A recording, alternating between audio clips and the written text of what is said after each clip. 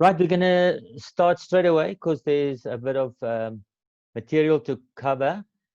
So this class is a follow-on from a class Sister Deb gave to the sisters, and that served as a nice catalyst for us to look at a very important topic. And so I'm just going to add some ideas and scriptures to that whole topic. So we have a few ambitious objectives. First of all, some of the things are just first thoughts I had on the topic, but then it developed into a whole additional study and very worthwhile and interesting topic. There's a lot still to be said, so we won't deal with a lot of things. We can leave that for homework for those who are so inclined to get us to think even deeper and for some further studies.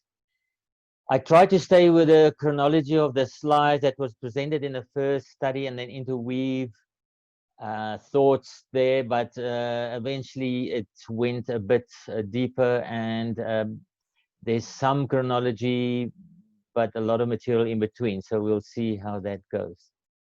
So also there are some points I want to highlight. One of them on these four propositions that was given on the topic. And there's obviously one that I feel has the most scriptural support, but everyone is entitled to their own conclusions from scripture, and we respect everybody's view. I also want to show you more of the methodology of word studies down to level 4. I'll get to that later. And then sometimes we'll touch on logic reasoning and aspects of logic reasoning and highlight some of that. So hopefully we'll get to some of those things. Right, so we had 4 serpent scenarios suggested. Who is the serpent, or what is the serpent in Genesis 3? And those 4 are summarized there for us. The serpent could be an animal, a snake. The serpent could be a supernatural angel, or it could be Eve's inner thoughts, or it could be Adam. Now, we are not going to discuss the middle 2 because as Christadelphians, we all understand why the serpent can't be those. So basically, there are 2 very interesting possibilities on the table, and it's good to look at these. And even if you look at one and you're not totally satisfied with it, you can gain a lot of insight still. So it will be good for us to look at these 2 then. So the first thing I want to say, when we look at possibility 1, where it was the serpent, the snake, I want to highlight a very powerful principle, especially in today's life, that is pictures are very powerful. Also in enhancing erroneous beliefs.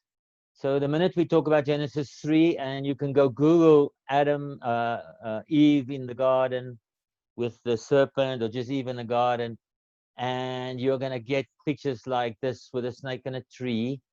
And I want to show you now that we got to dim that picture out of our mind. Here's just 4 examples of pictures that are wrong if you really look at the scriptures. So the one on the left, let me just see if I can do this, and then you see where I am.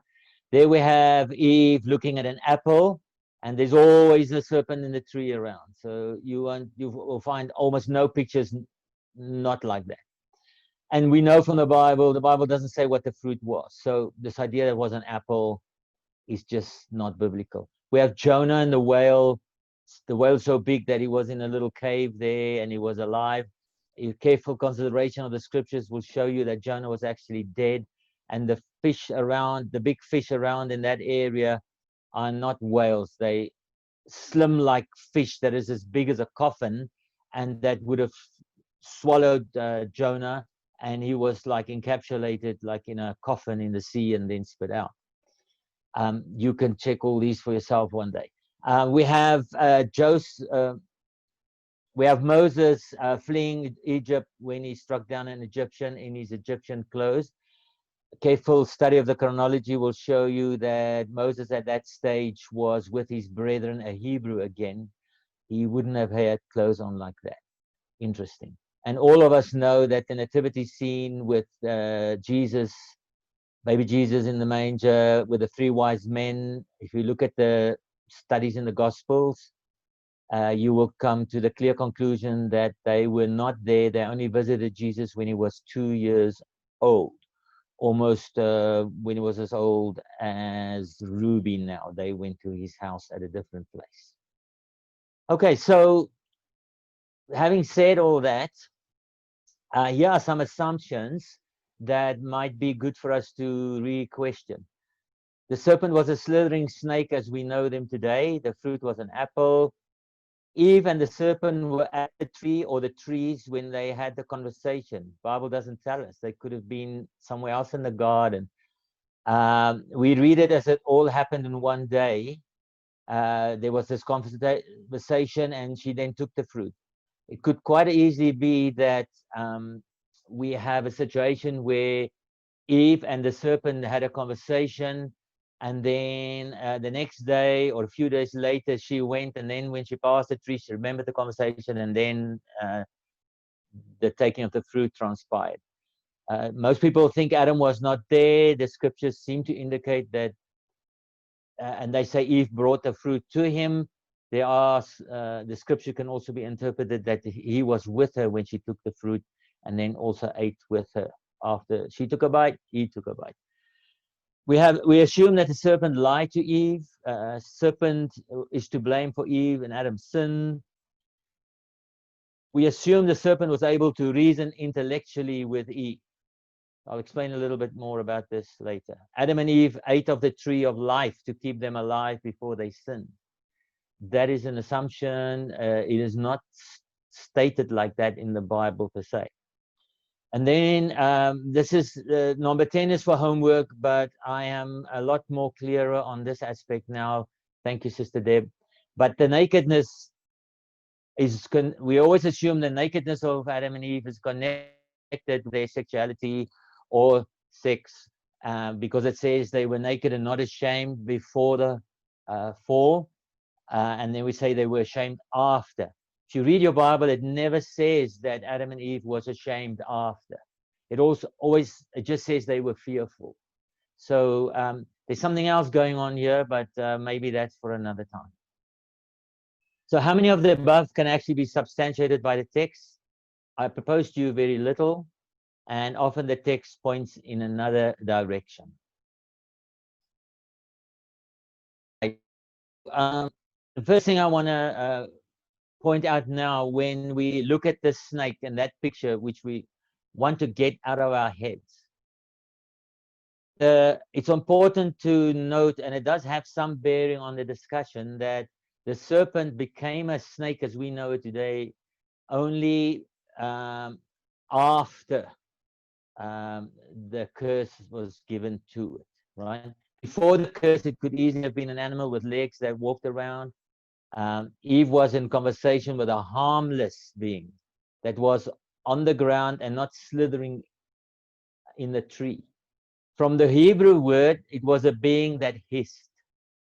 Okay, so that picture to me is much more closer to really what was going on in the Garden of Eden. There was another animal there called the serpent, and they might have been there looking at the two trees, or they might not even have been there, but let's just look at that picture. It's much better, closer to what the text of scripture reveals than what people always tell us. So in Genesis 1 verse 25, God made the beast of the earth after this kind, the cattle after that kind, and everything that creeps upon the earth after his kind. And I'm going to show you now how that creature, the serpent, was of that category, one of these categories, and most likely the ones that crept on the earth. So here's some of the thoughts which are good. On the left, here's the case to be made for that the serpent is a snake, because there was a donkey that spoke in the story of Balaam, so God could have easily given a snake speech. That's true. We don't really have a problem with that. But then these are good questions to ask. You know, if the the God's curse in Genesis requires a symbolic interpretation for the snake at some point. And we see this happens later on after the curse or during the curse, that now the serpent and the serpent seed become symbolic of something later. So if we're going to make it symbolic at some point, why can't we just say right from the beginning the serpent is symbolic of actually what was really in conversation with Eve, and that could have been Adam. So this is the idea here, and nothing wrong with that. What I would like to point out, though, is this very important principle in the Bible. God's curse was first literal, and then the literal becomes symbolic for the spiritual in the future after the literal occurred. So in 1 Corinthians 15, verse 46, clearly states, first the natural, then the spiritual. There's actually good reason to believe that everything God did in the creation from the beginning, even a very good example is the 6 days of creation. It's short. We can't give you a scientific explanation. That would be impossible how God created. But the point there was God doesn't want us to get to the scientific explanation. He wants to show us a pattern of later how we are going to be created spiritually. So there's always first a literal, and that becomes symbolic. So to me, that would mean that there was this literal story, and now we have to take the actors in the play, and once we have identified them correctly, the symbolism for later on will then carry on correctly. If we do it wrong, then we will come to some kind of symbolism that might lead us down a wrong path. So at the bottom there, I'm just saying there was first the literal between real snakes and humans. Still to this day, we cross snakes with head blows. Snakes bite us. We do not get along together well. Well, at least I don't get along with them. All this then becomes symbolic of the situation after the fall. It is not a case of having to make a symbolic interpretation sometimes. Sometime in Genesis account of the story, the Genesis 3, the literal event becomes symbolic after Genesis 3. From my point of understanding this principle in the Bible. I hope I made sense there. We will hopefully have some time for questions later. So what I want to do now, I want to go to the scripture and look at Genesis 3 verse 1. Now the serpent was more subtle than any beast of the field. So we want to specifically look at the word serpent, the word subtle, and this word beast, because if we can get a grip on those things, then we'll put some foundation markers down, from there you can then carry on reasoning, coming to conclusions that will hopefully get us to the right path. We're going to get what other people would call a little pedantic on words, but I'm going to show you how important it is to understand the right definitions of words, and you will see that actually we're getting to the crux of the real problem that happened in the Garden of Eden. Right, so let's see. The word serpent, very interesting. The word serpent is this word nakash. And notice in your King James Version, it appears 31 times. It always, when you go to those references, always refers to literal snakes. So it's like, you know, just saying there was fiery snakes biting people. And then even in the 3 exceptions where it likens the deadly results, it likens the deadly results of people's action to the deadly results of serpent's poison. So, for example, in Psalm 58 verse 4, it says, the lies of wicked people are like the poison of snakes. So that doesn't mean there's a strong correlation between the snakes being symbolic of people. There's a strong connection between the results of what people do when they lie, and that causes death, as much as the poison of a snake will cause death. So we've got to be careful when we reason about these things and starting to make connections or saying something is symbolic of something else, and just go look at the verses, how the words are used, and that will give us a better idea. Even this verse in Genesis 49:17, Dan is described as, in a sense, wicked, because it, like a serpent, causes a horse to jolt and run away and cause havoc. That's the way Dan was going to cause trouble as a tribe. That's the kind of idea. So now the logic lesson then is here: just be careful how you say things are symbolic of other things, or even if some words seem the same, or they might have the same Hebrew root, they could actually in the end be quite different and not connected. So we just have to be cautious as we go and get more evidence and get a broader picture. So here now it becomes very interesting. We're going to start seeing more about what the serpent is. So it says the serpent comes, this word serpent comes from this word 5172, nakash, almost the same, and it's a primitive root meaning to hiss or to whisper. So we're going to think about someone who whispers. What starts coming to your mind when you hear these words? That's what you got to try and figure out, because we don't have the luxury of being Hebrew students, but with the concordance and the meanings of those words, we can start to get a much better flavor of what the original Hebrew was about and what is going on here. So note, we have this idea of enchantment, to learn by experience. Where did these ideas come from? In the King James, 14 times you find this word snake, serpent. 4 times it is it's translated enchantments. 2 times enchantment, once diligently, then you've got divine, divineness. I hope when you look at these green words, you are starting to get the idea of people that dwell in these people who have seances and spiritual, they can see ghosts, they say, which we know is not true, but or they enchant you, that type of thing. This is the connection with this word, right? The bottom there, experience, learned, observe, and use. These are words that give you an idea of someone that is acute. They have the ability to learn things, to perceive things.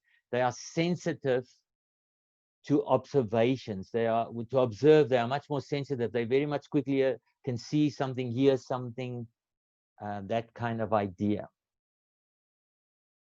The word divine, enchanter, enchantment, it comes from this idea to have, it's someone that has a superior knowledge of the mystique or the spirit world, or being able to get in touch with those because of superior perception or observation. We sometimes say someone has ESP, extrasensory perception.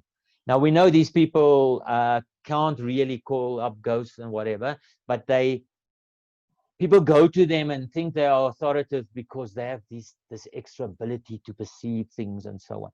We get this idea of being highly sensitive and hypnotism. So whatever the serpent was in Genesis, this kind of scenario and flavor of the words is what we are drawn to and have to think about. So let me just show you that in Hollywood, nothing is new. The word nakash, hypnotism, enchantment. We in Jungle Book. These people borrow a lot of things from the scripture. Guess what the name was of the snake? Ka. Wonder if they got it from the Hebrew, nakash.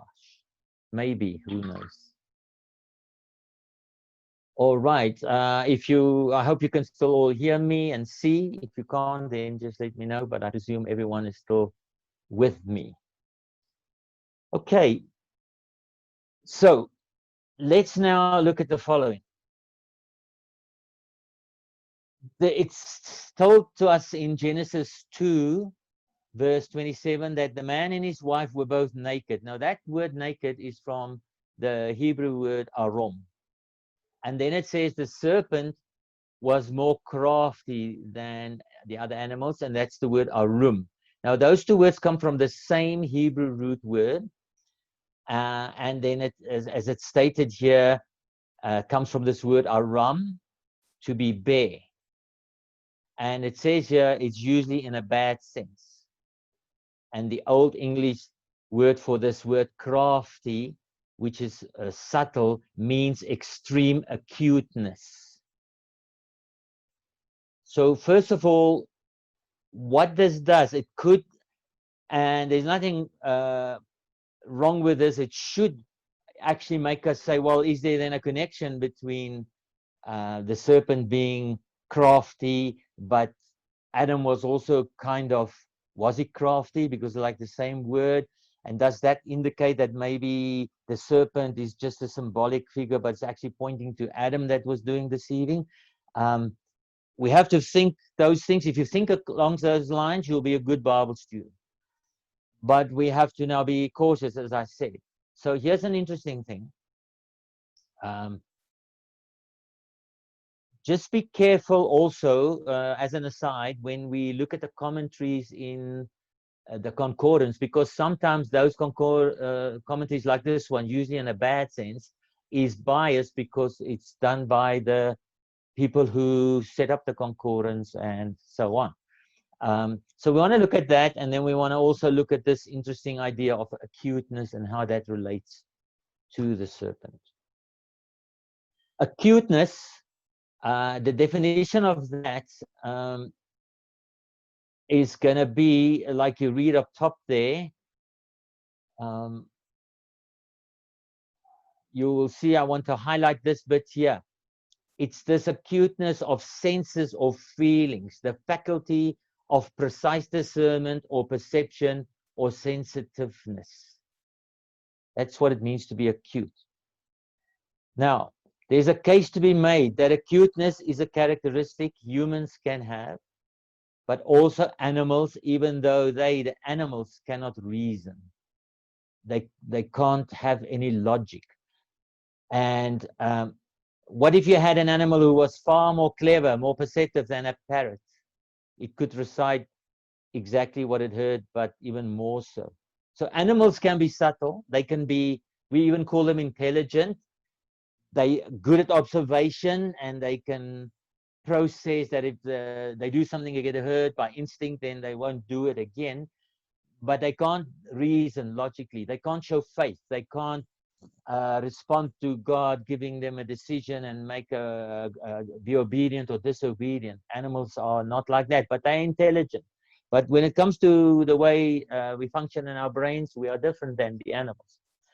So it could be that the serpent could be an animal and still be acute, have that extra sense of perception of the senses, very sensitive to hearing things. Let's see. So what is, and is there a connection between Adam being naked and the serpent being prudent and crafty? And what we are going to do now is do a 4-level word study. And I thought I will explain this by way of a tree, seeing we in the Garden of Eden. So this tree represents the way the Hebrew language works. There's a root word at the bottom, and from that root word, another word will be made, and that word has some connection with the meaning and what is going on with this root word. But that root word would also give birth to another word that has also some connection with this root word, and sometimes out of that word they make another word. So for example, we have this word aram that has been translated as arim in certain cases and arom. Now the problem for us is this original word has been translated with 4 different English words. Why would they sometimes say beware, then crafty, then prudent, then subtle? Might have been easier if the translators always just stayed consequent and consistent in their translations. Now from this word aram, we have, in this case, an easy case where the word aram is just naked. But the word arim was translated prudent, crafty, and subtle. So now we got to how are we going to figure out why is how did we jump from being crafty and prudent and subtle to naked? I can understand that we jumped from subtle, prudent, crafty to prudent, crafty, and subtle here. Just a little different word, but it's almost the same. So, but how did we get to naked? Why did we get to naked? In order to find out that, we have to go to 4 levels. So here's the way we do it. This is hard work. You can't be a Bible student if you're lazy. And, you know, we have to sometimes put in a little effort to get to a snippet of God's infallible wisdom, but it's very rewarding. So what we want to do, first level, we want to look at the Hebrew meaning, the meaning of that word Aram. Then we want to look at the meaning of this word Aram. And you'll see there's some connection between the meaning there and the meaning there. Therefore, there will be some connection, but the question is what connection between naked and the meaning of this word Aram. We will then go to the hard work. We will then go to each and every of these translations in the Bible and look how those words were used in context. That is quite an effort because sometimes, you know, that you might have to go to city references. Right, and then we will do the same here. We will go to each of these words and look how they were used in the context of the Bible, where they were used with the idea of what is actually the foundation meaning of this word and what is being trying to convey it. And then we see in the context, yes, we're on track or not. So we're going to do that, but just one example, I suppose, otherwise we'll be here for a week. In your concordance, it would look like this. The word Aram, the root word, was translated once as beware in Proverbs 19:25. Crafty twice or once in Psalm 83 verse 3. Prudent once in Proverbs, subtly once. Gives you all the references. And it then tells you what the idea is. It's a primitive root word, and it means to make bare, to be or to make bare. Right? Now we start seeing where this idea of nakedness comes from. But now we get confused, because if that's nakedness, what is subtlety got to do with nakedness and bareness? And then it says perhaps the idea of smoothness. This in red, I want to show you that this is bias commentary that is in error. So you must be careful. You read everything and then go and do your word study and look at the meanings, and you will find out what is going on. So from this word, we have the word arum, used of the serpent once in Genesis 3 verse 1. But it was translated 8 times as prudent. And immediately you're going to say, I've got a problem, because we understand from English that prudent is a good thing. It's good to be prudent. Twice it was translated as crafty in Job, and it comes from this word. So we are starting to get maybe a little bit of a different idea about what's going on with this word, right? Notice here, when Aram was translated as Arom, as naked 16 times, no other word, every time it just speaks of people who are naked. So the naked part, Arom, when Adam and Eve was naked, comes from this word, to make bare, to be bare. But how can the serpent be subtle? What does that got to do with being bare? So here's your answer. All this has to do with the physical. You are bare, you're nude, your skin is smooth. You are very sensitive to heat and all those things. That's why we put on clothes and protective clothing, right? And so we can understand when the Bible talks about people being naked, what word it used, where it comes from. But that is purely in a physical sense. So when it says Adam and Eve was naked, that's what it means. No clothes. But this is, when you go and look at the words, the way these verses in context, how they are used, you will clearly see this is all to do with your psychological and your mental aspects. It's this idea of someone wanting to get to the bare facts. Let's cut to the chase, they say. Let's cut it open. Let's get to the bare facts. People can strip down an argument to a raw base level. They can see, cut out all the noise and see what the real issues are. They're very sensitive, very good at observing. Their observation skills is good. We sometimes say someone is a smooth operator. When we talk about that, it's using a bad sense, but still it's a person who's very clever at noticing things and using it to his advantage.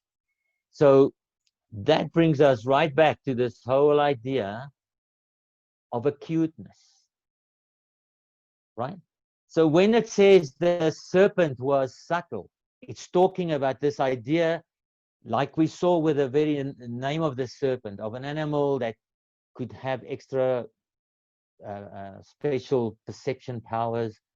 And therefore, to say that Adam was naked and the serpent is subtle, although it comes from the same root word, does not mean the one is really pointing towards actually being the other.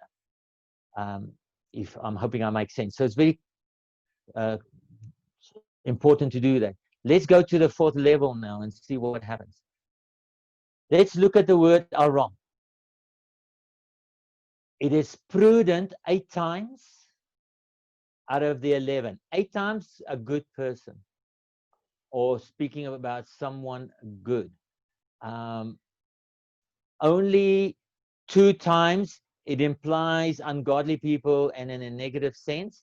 And when it's with the serpent, it doesn't say either way. You cannot make up from whether in this text whether it is a good or a bad thing.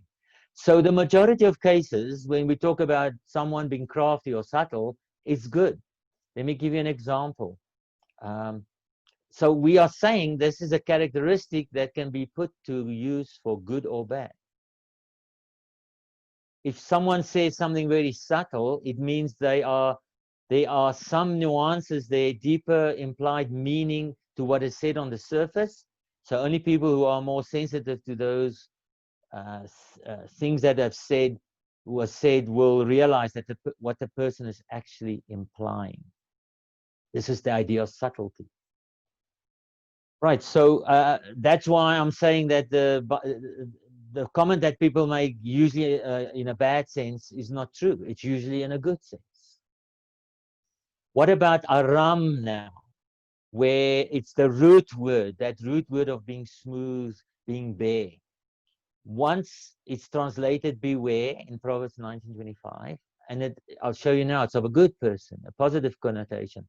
Once crafty in Psalm 83, we know those people took counsel, crafty counsel against Israel, is that famous psalm. So that shows you it can be used in a negative sense. In Proverbs 15, prudent. And in 1 Samuel 23:22, when it says David dealt subtly in the way he kept out of harm's way, out of Saul's way. He was very perceptive and observational and sharp in the sense of knowing what Saul was up to and when Saul was coming for him, and that he could just stay out of Saul's way and not get captured and killed. Look at Proverbs 19:25. I've given you the King James Version, the Complete Jewish Bible Version, the Christian Standard Bible Version, and the New Living Translation. It says, if you smite a scorner, then the simple will beware. Reprove one that and they will understand knowledge. Complete Jewish Bible. If you strike a scorner, the simple will learn to act wise. The inexperienced will learn a lesson. The simple-minded will learn a lesson. Remember the serpent? The idea of that nakash, it's this idea of being able to learn, to be observant, to see what's going on. And this whole idea is this idea of it's the same word, to beware. So guess what? This word beware. We always say if you had a bad experience with someone betrayed you, you say once bitten, twice shy. Means next time you're going to be more aware.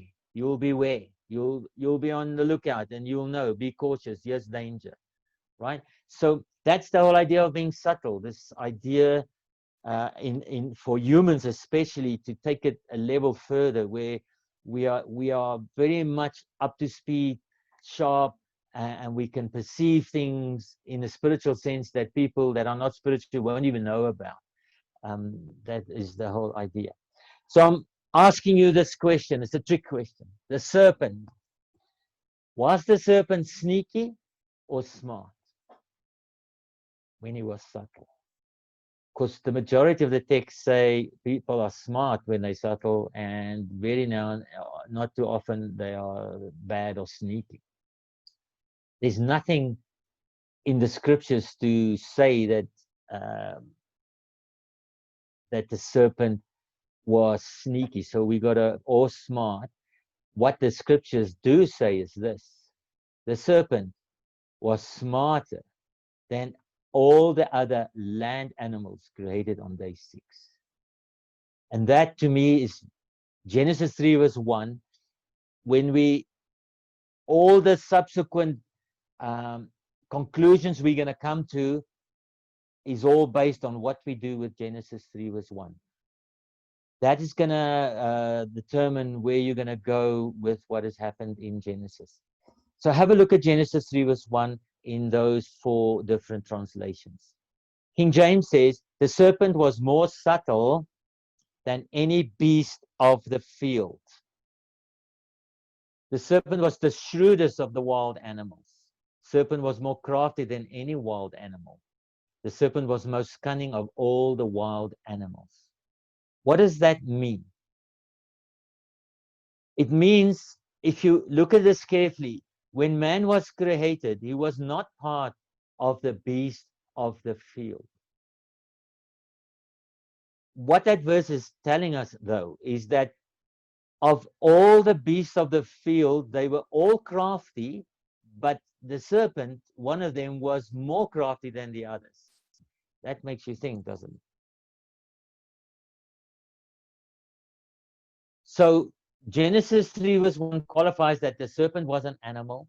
The verses clearly implies the serpent was in a category of animals that were created, and that category was the most crafty. The most translations convey this very well. The serpent was the most cunning of all the wild animals the Lord had made. The serpent was most cunning of all the wild animals the Lord made. The serpent was clever, more clever than any wild animal God had made. Message Bible. So if I was to paraphrase Genesis 3 verse 1, it would be like something like this. Of all the animals, this one animal was the most crafty. If I was to say to you, now Joe was the most experienced of all the baptized members in the ecclesia, it clearly implies that Joe was a baptized member. That's what I read from the text. The scripture is pointing us to the category of where the serpent was. So, was the serpent sneaky? Did he deliberately lie to Eve? What does the text reveal? Let's have a look. Notice here, the serpent started off by asking a question. Yea, did God say, you shall not eat of every tree of the garden? There's nothing wrong with that. No, nothing wrong in asking a question to Eve, or making a statement in the form of a question. But it's stated weirdly, though. In the Hebrew, it's more or less similar. It says, hath God said, for you shall eat not of every tree of the garden? That's what the serpent asked. Now, you will note that that is not exactly what God said, but that was definitely what was implied. If you note, this is what God said. Of every tree of the garden you may freely eat, but of the tree of knowledge of good and evil you will not eat of it. For in the day that you eat of it, you will die. So I'm going to paraphrase that, and you can check this out later if you want the slides, but I don't think I'm being unfair here. God really said, you may eat of every tree except one.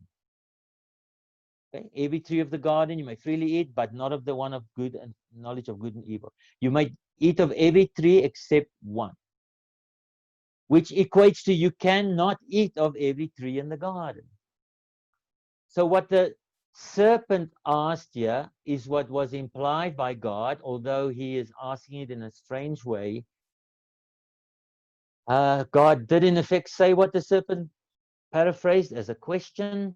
If I say you can sit on every chair in the room except the blue ones, I by implications did say you cannot sit on every chair in the room. Here's the big problem.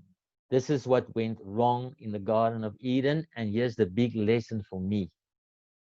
One of the biggest lessons in the Bible, right in the beginning in Genesis.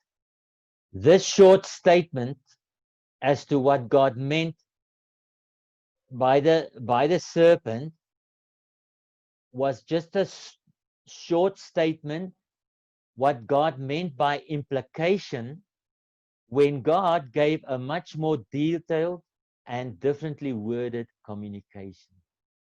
What God said in the blue, although it implied what was said in the red, is a lot different. The serpent only had half the story. He did not very much specifically say, oh, the tree of knowledge of good and evil. Was just talking about trees, and it was summarized slightly different. The communication was compromised. The biggest reason for confusion, conflict, arguments, I would dare to say relationships, is because communication is compromised. It was the first problem that caused all the trouble that we're sitting with today. For the serpent, which is not logic, otherwise I would say to him, but we can learn the lesson. For good answers, ask good questions. If you want better answers, ask better questions. Because he got a bad answer. Now Eve is at fault. Eve said, we may eat of the fruit of the trees of the garden, but of the fruit of the tree which is in the midst of the garden, God have said, you shall not eat of it, neither shall you touch it. Look what Eve does. She sort of gives the truth, but she's not as detailed as God in specifying the tree. There were two trees in the middle of the garden. Which one is he talking about? And she even adds, you won't touch it. So the communication from Eve's side was corrupted or wrong or not detailed enough. Eve is at fault. She should have communicated better. Adam is at fault. Maybe. Did he not communicate to Eve well enough? And then she just communicated what she heard from him. I'll show you later, it doesn't matter. Adam and Eve is one. They are man, male and female. So doesn't matter which of those two sinned, man sinned, and in the end, Adam had to take the responsibility. This is what God said, but of the tree of knowledge of good and evil you won't eat. But she just says, of the tree that's in the midst of the garden. Now, you might think we're pedantic, but I tell you, there's a man that came later that got all this right and never sinned one. And that man, Jesus, our master, did never do this. He never did this. This is where he went right. He saw what went wrong here, and he righted. The tree was specified. So now communication was compromised, and the paradise was lost. What's the lesson for you and me? We have to stick to the script, like Jesus. When the Pharisees came and tempted him and tried to catch him, he would always say, it is written. In his time, there was nothing written. That's why it's so important today that unfortunately we have to have a constitution. Things have to be written down. There has to be a contract. And we have the Bible, and then we go to the words and we look what those words mean. We look how they are translated, from what root word, how that is in context of the whole Bible, what is the meaning. We have to, it is laziness or ignorance or a lot of reasons that just make us go off the script. But if we were like Jesus, we learn from Eve and we just do this. We always say, well, let's get to the Bible. It's futile to try and argue with someone if they're not willing to sit down with the Bible and you can do the studies. Right. So the serpent's response, this is where it gets a little tricky. So let's just understand this. The serpent said, you shall not surely die. For God knows the day that you eat thereof, your eyes shall be opened and you shall be as gods. So people say, you see, the serpent lie, because God said you will lie. But if we're going to go with the scriptures saying that the serpent was from the animal category, we know animals can't reason logically, so they are not malice, they cannot lie. So what is going on? And there's enough further scriptural evidence to show us here that the serpent don't lie. Let me try and explain.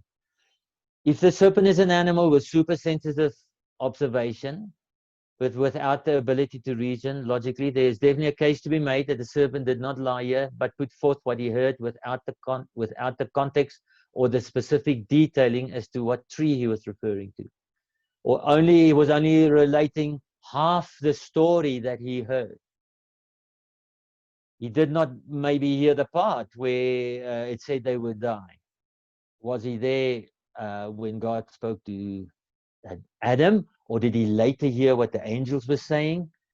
Or God could have made him say these things specifically this way as a test. It still won't take away the patterns that God wants us to learn and the symbolicness that the serpent becomes symbolic of in a spiritual sense later, as we'll see. So we know that the angel said later on, they did say what the serpent was saying here. There's a little bit of you shall not surely die is the little bit that really gets people saying, no, the serpent lied. I don't blame them, but with all the other facts involved, we come to a different understanding. Here's the further evidence of the serpent not lying. God hates lying. Lying is a sin. Sin deserves death.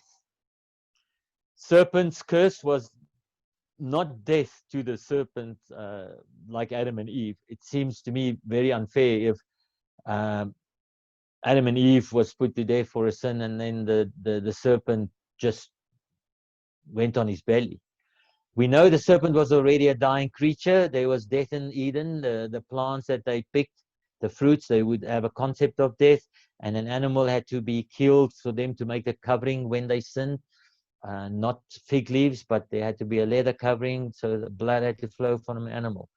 So if we take all these things into account, there's a strong case to be made that yes, the serpent was an animal and he didn't lie.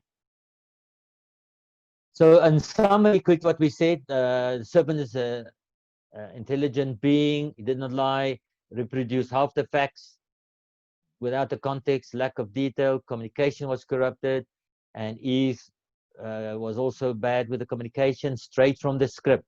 Genesis 3:13, the woman said, the serpent beguiled me, and I ate.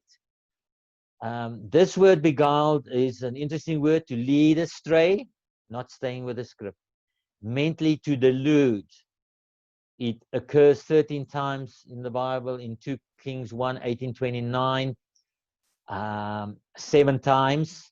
All, I'll show you what's happening here. Then deceive and beguiled, and in Timothy 2 verse 14, Adam was not deceived, but the woman being deceived was in transgression. What does it mean when she says, I was beguiled? This word beguiled, in all those references of 2 Kings, look what it says. Rabshakeh comes and says to the people, he says to them, Don't Hezekiah deceive you, nor persuade you on this manner. Don't believe him. So we have, on the one side, a good person saying to the Israelite Hezekiah, God will save us. And now this person comes and says, don't let him deceive you. I'm going to tell you a different story. It's the Garden of Eden. You know, God said this, and now someone else comes and says, no, that's not true. You know, so you know, you're going to be deceived.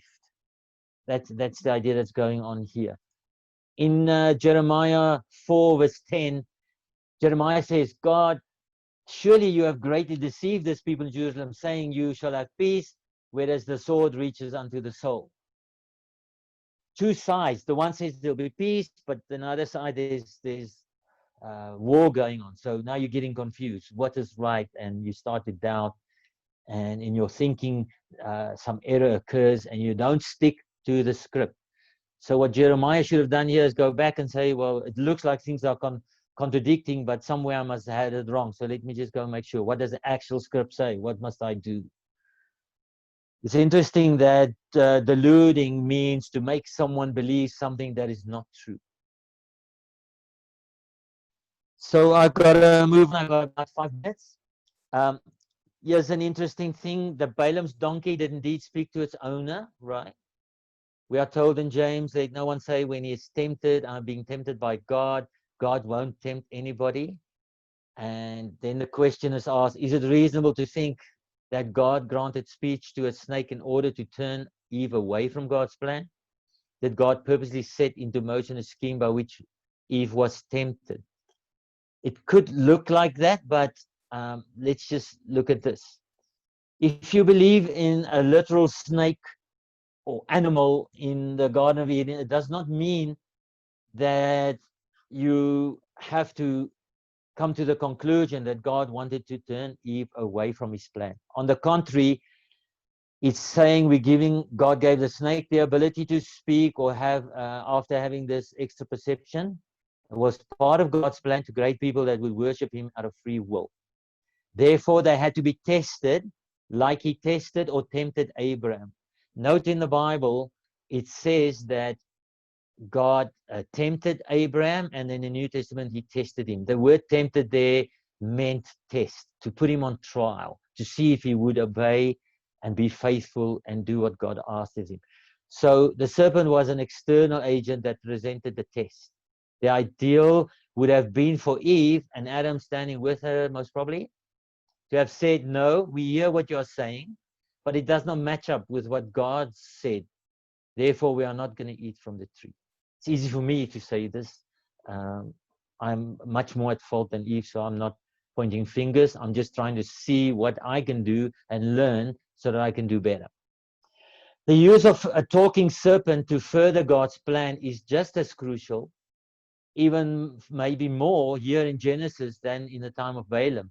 It's at the beginning where it would reveal if the first Adam would be able to obey out of free will, and what would then subsequently happen, and how we now have to live our lives today as wise, subtle people when all this went wrong.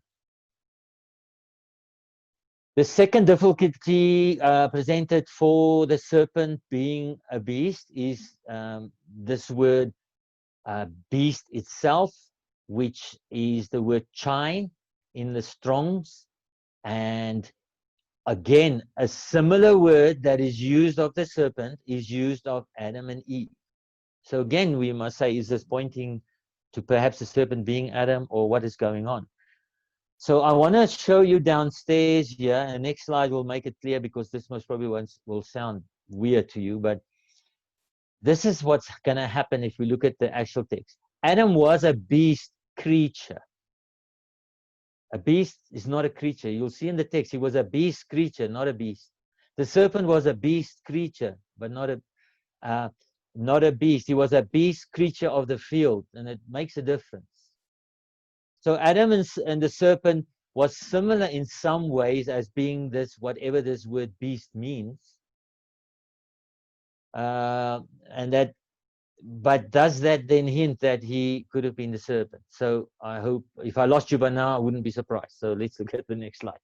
So look at the two verses, Genesis 2 verse 19. I hope you can see my cursor. I've colored these words in so you can see what's happening.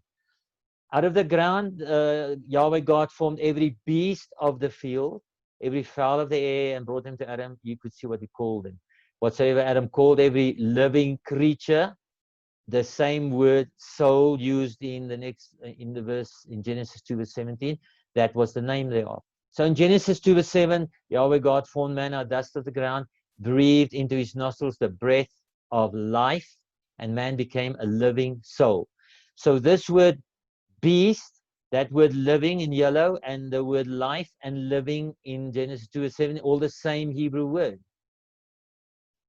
And when it says man became a living soul, the blue word soul is the same word as this word creature. That's why I put /soul. Now, this blue word soul is the word nephesh, and it means a breathing frame. You can do your own homework and go look at this, but I'm very confident of this. This is what's in the references, and even if you look at the contextual way the word is used. This word beast, living, life, and living is the word kai, and the word means this: alive, raw, flesh, like a plant or water or a new year, or strong. Doesn't mean a animal or a beast or a dragon or something like that. Right. So what's going on here? Let's paraphrase Genesis 2 verse 7. If you look at the meanings of the word, this is what the verse is saying. Yahweh God formed man out of dust of the ground and puffed, blasted. That's what that word breath means. You can almost see God there going, and Adam became alive, right? In his nostrils, a blast of strong, fresh air, the breath of life, right? And man became a fresh, strong, very alive and animated breather, breathing frame. Genesis 3 verse 1. The serpent was more subtle than any beast of the field. If you want to paraphrase that, it's just saying the following. The serpent was more subtle than anything alive, anything strong in the spread out country, in the wild. It's like when you look into a pond of fish and you're saying it's just teeming with life. You can see all the fish swimming around. They're alive, they're lively. So the word beast, Adam was a beast, but he was not a beast of the field. When you look down at the field and all the animals there, they were alive and it was just teeming with life, but Adam was not there. Adam is a different species. He's created the same as the other beasts of the field and the creeping things of the field and the cattle, but he's not like a serpent at all in terms of species. So when we say, does this mean Adam was more crafty? I just come back to this. No, both man, humans, and animals were created in the same way. They became breathing frames that breathe the same fresh, strong chai air. But man, however, is not part of the beast of the field. The animal was crafted than all the other animals. So there's a huge distinction between the animal kingdom God created on day 5 and 6, and man, Adam and Eve, we created after his own image. I hope I'm making sense there. Second difficulty, the word acuteness, we have looked at that. So what I want to show you now,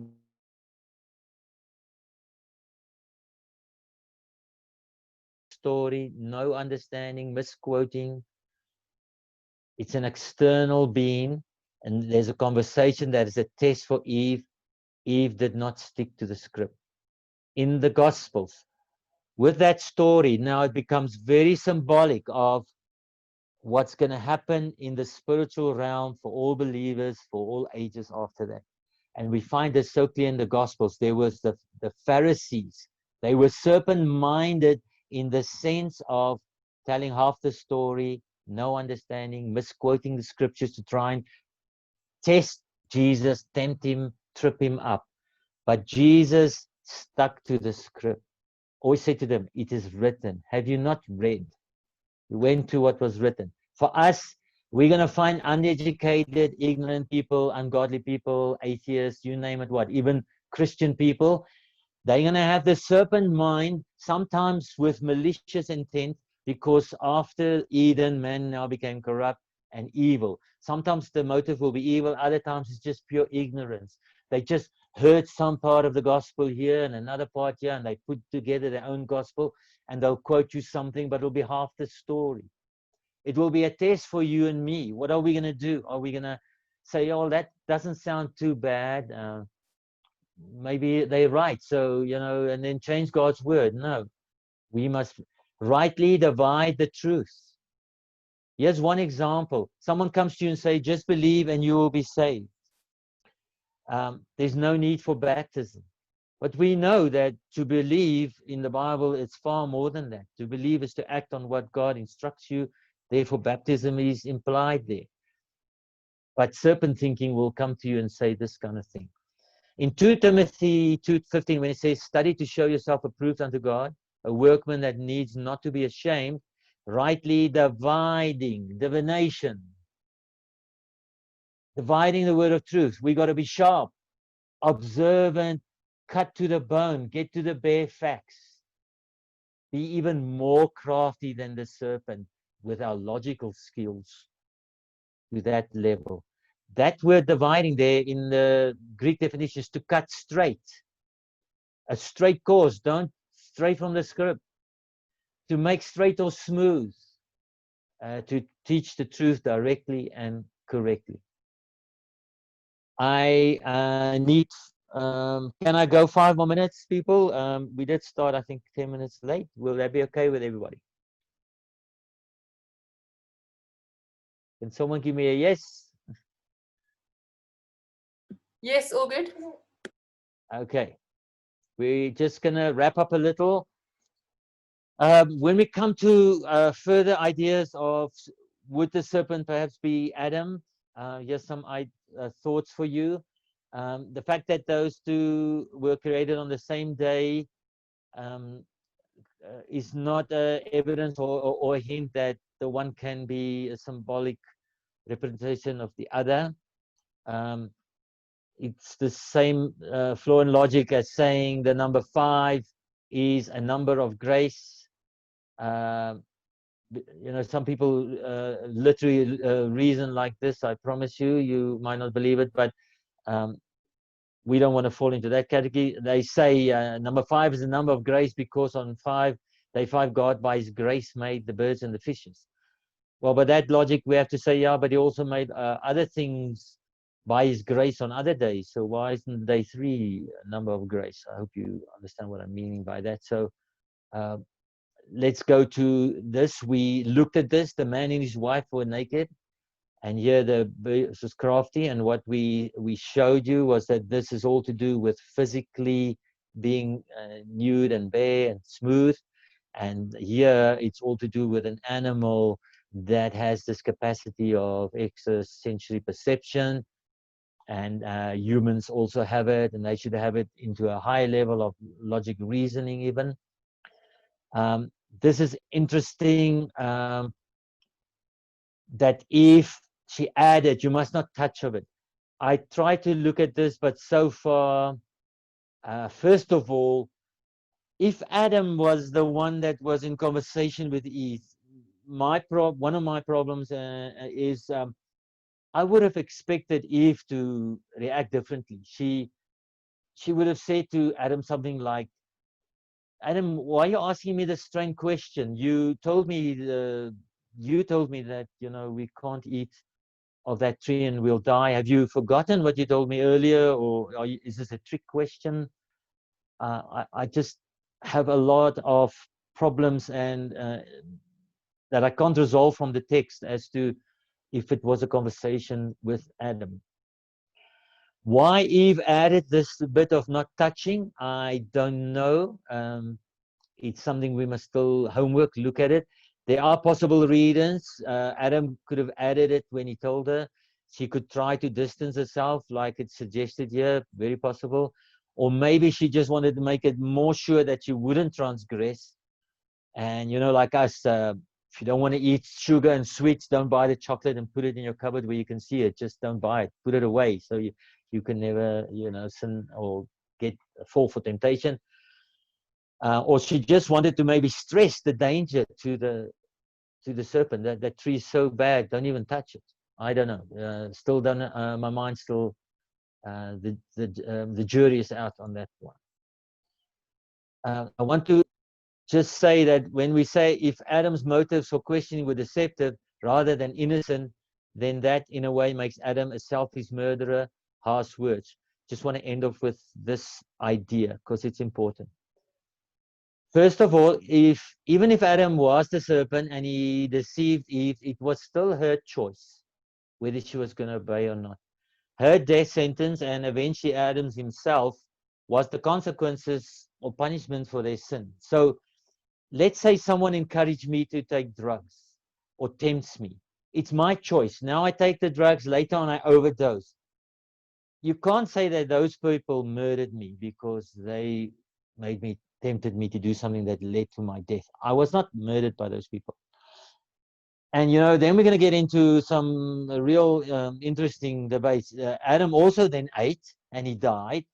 If he was the deceiver and a murderer murdering Eve for doing that, then does it mean he killed himself too? Now we're talking suicide.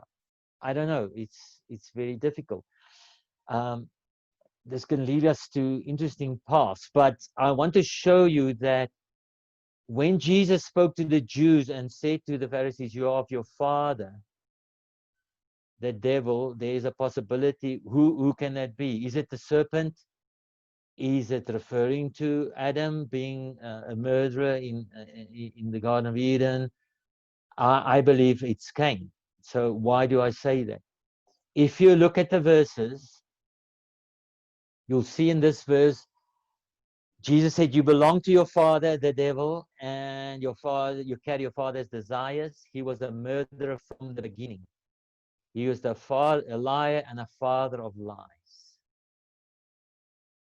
So, looking at this now, in John 8, we have someone identified as a devil, a murderer from the beginning, a liar, father of lies, and is doing wrongful desires. If you say it's Adam or the serpent, the animal, symbolic of Adam, I would present you that the case of Adam or the serpent being an accuser or stabbing someone in the back, there's a case to be made, therefore, just as much yes as no. A murderer from the beginning, Adam was not a murderer. Even if he deceived Eve, she chose to do wrong and got her punishment. The serpent wasn't a murderer because he got a curse, but no death sentence. Again, he's not responsible for the choices other people make, even if that's going to lead to death. A liar, a father of lies. We presented to you the strong case that the serpent could not lie. And there's nothing in the text to say that the serpent had any motives. What was his motives for saying what he did? Did he have any desires? An animal can't have desires. What would be the motive of Adam? That is quite a good question to ask if he was symbolically represented by the serpent. As with Cain, he was like the devil, the diabolos that stabs people in the back. He stabbed his brother to death. He was a murderer. He's the first one in the Bible mentioned to murder someone, slay him. He was the first person in the Bible mentioned to be a liar. He lied to God, and he was the father of lies because he's the first person. Was his desires wrong? Yes, can build a strong case. So I would present Cain. If Adam was the murderer in Eden, what pattern and helpful warning does it give believers through the ages? There's this somewhat bizarre lesson for the sisters. Be careful of your husbands because they can deceive you and that can lead to your spiritual death. What motive would Adam have to trip up his wife and deceive her and then to disobey himself? We have to answer those questions. We are all the seed of the serpent in terms of serpent mind we inherited. We sometimes have carnal minds thinking in error that leads us to go astray from God. But in the context of John 8, there, I believe it's speaking about another father the Pharisees had. They were the seed of Cain. They want to make this case that they are the seed of Abram, but Jesus says no. It's like with Nicodemus. Think of this. Nicodemus, Jesus is on a spiritual level, but the Pharisees are on the natural level. Jesus says you must be born again. Nicodemus says, must I go in my mother's womb? So Jesus says, in terms of spiritualness, you are like your father Cain. The Jews say no. When it comes to literal, natural things, we are the descendants of Abraham. It's the same for us. We are the children of Abraham, more so than the natural Jews. If we have faith, we are the spiritual children of Abraham. But the Jews that are descendants of Abraham, literally, naturally, they're not necessarily even the true spiritual descendants of Abraham. So I believe that was the things that was going on. So I'm going to stop there. There's lots more to do. But I hope this gave some further insights on this very interesting matter. I want to end up with this verse to show that Adam, whether Adam first sinned or Eve, it doesn't really matter, because in Genesis 5, it says, the book of the generation of Adam, male and female created he them, and he called their name Adam. They were literally one flesh. She was made of his rib. So when Eve sinned, it was both of them. It was a unit. Adam was the head. He should have prevented Eve, but he did not, to go wrong and take of the fruit. The final guilt rests with him. Through one man, Adam and Eve, sin entered the world. There's a huge lesson for the brethren, brothers. I'm sorry. We have to take up our responsibility and our roles. We are not superior to our wives. We are not to boss her around. We have to sacrifice for her, but we have to be the spiritual leader and stick to the script and help our wives to stick to the script. Hopefully they will help us in return often. If we don't do this, we too will perish like Adam did. So I thank you for sharing listening to my thoughts, and I'm going to leave it at that. Thanks, everyone.